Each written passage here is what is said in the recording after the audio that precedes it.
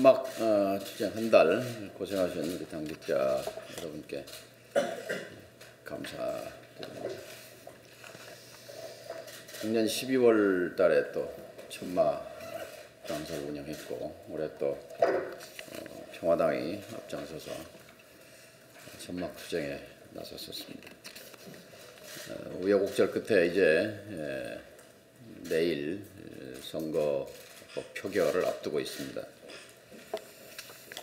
이제 보도를 보면 필리버스터 과정에서 선거제를 왜곡하는 발언들이 난무했습니다.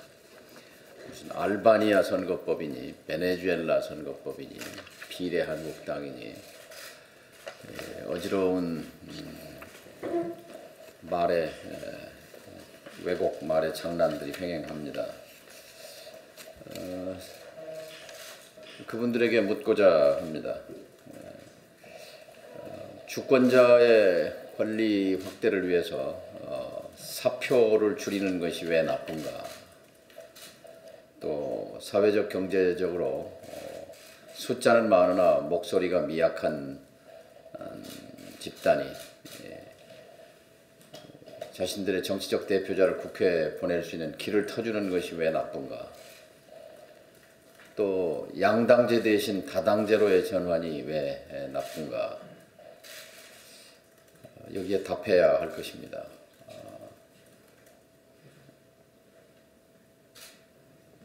알바니아, 베네수엘라 이름도 생소한 그런 나라들의 무슨 비례 연동제의 폐해라면서 사례를 들었는데 왜 국민의 행복도가 높은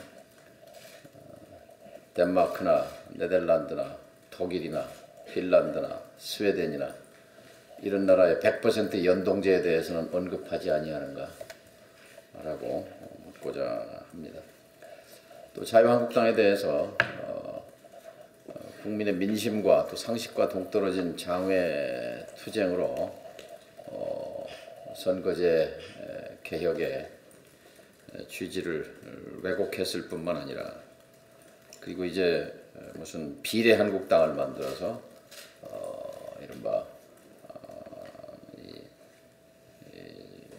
선거제를 무력화시키려고 한다는 그런 보도를 접하고 아연실색합니다. 도대체 자유한국당의 존재 이유는 한국 정치의 발전, 대한민국의 미래를 위해서 가는 정당인지 아니면 자신들의 기득권을 지키는 것이 지상 목표인지 묻습니다. 또 우리 국민은 그렇게 어리석지 않습니다.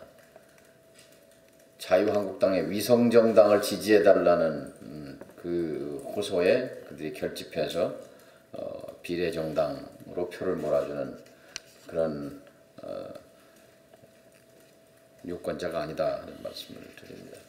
어쨌든 미흡하지만 선거제 개혁의 문은 열렸습니다. 완전한 선거제 개혁이 되지 않아서 미흡하고 안타깝지만 작년 8월 민주평화당이 선거제 개혁의 운명을 걸자고 했을 때 누구도 귀 기울이지 않았고 누구도 신뢰하지 않았습니다.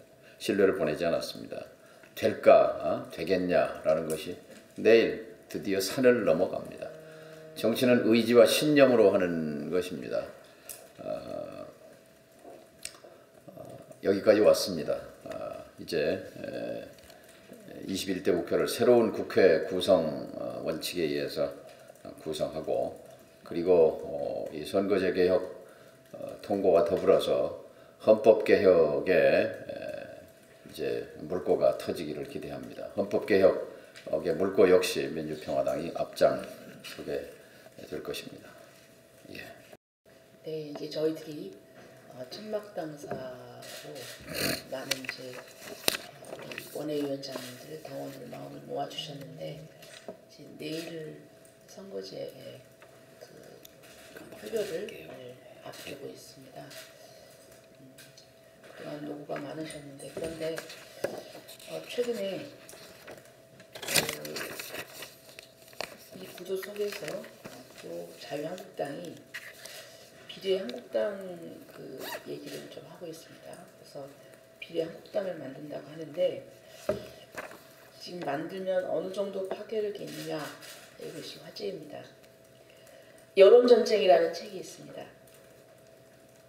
1997년 대선부터 2018년 지방선거까지 30년 선거 역사에서 정당 지지도를 포함한 여론조사와 투표 결과를 비교한 책입니다.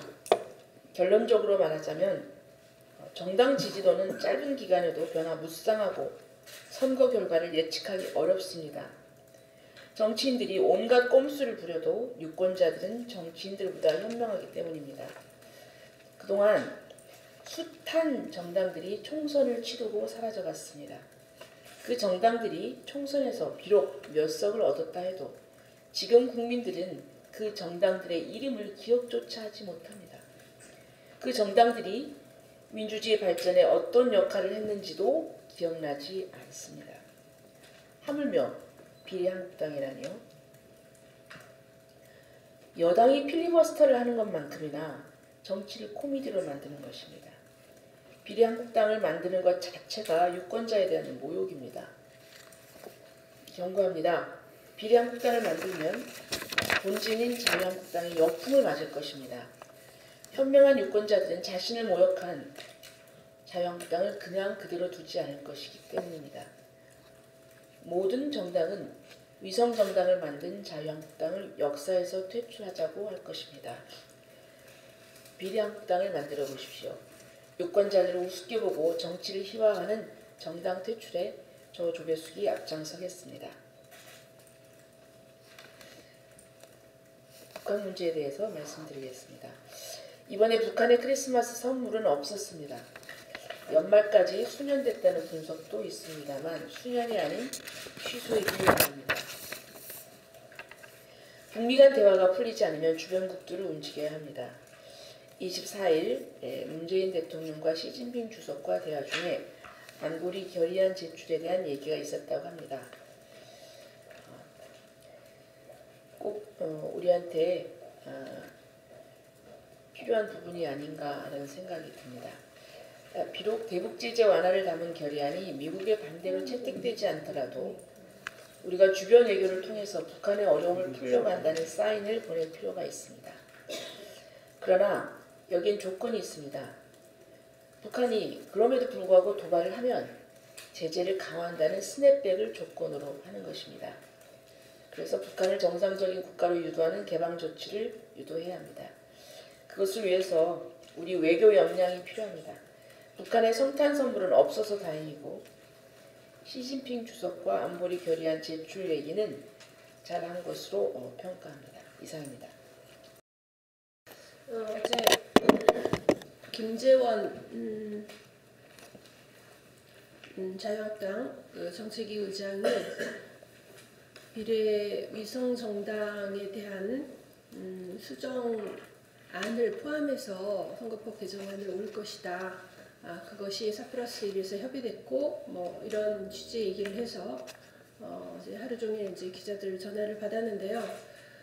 4+1에서 비례 위성 정당에 대한 어떤 내용을 구체적으로 협의한 바는 없습니다. 다만 우리 당의 당기윤리심판원장인 홍은희 변호사가 비례 위성 정당을 방지하는 내용의 선거법 개정 초안을 간략하게 마련을 해서 그런 어느 정당이나 비례대표 후보를 지정하도록 하고 그리고 비례 위성정당을 참칭하는 그런 당명을 사용할 수 없다.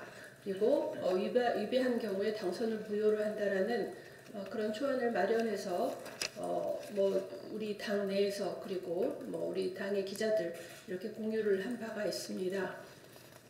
그 시기는 자유한국당에서 구체적으로 비례한국당을 만들겠다라고 한 그 즈음에서 그런 것들이 일어났고 4+1의 그 선거법 협상에서 이 부분에 대한 논의는 없었습니다. 물론 더불어민주당에서 자유한국당이 비례 위성정당을 만들어서 연동형 비례를 싹쓸이할 것이다. 이런 우려를 제기하면서 연동형 비례의석의 캡을 씌울 것을 주장하는 근거로 삼기도 했습니다마는 민주평화당을 비롯한 다른 야당들은 국민을 믿고 가야 한다. 자유한국당이 그렇게 하는 순간 수권에서 영영 멀어질 것이다.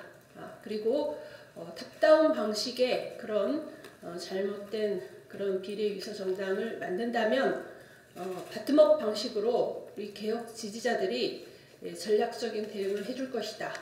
국민을 믿고 가자. 이런 입장을 취했고 그것을 구체적으로 입법화하는 것에 대해서는 반대하는 그런 입장이었습니다.